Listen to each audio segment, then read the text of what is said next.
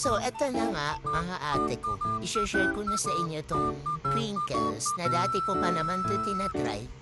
Dati ko pa to kinakain. Pero nag-trend siya ngayon sa TikTok, kaya hindi ko na rin siya i-delete.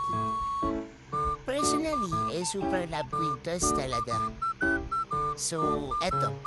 Tikman niyo na to ate ko. Sobrang mura lang niya tapos sobrang sarap pa ng crinkles. Di ka talagang sisisi dito ate. Bawat kagat talagang malalasahan mo ang sarap.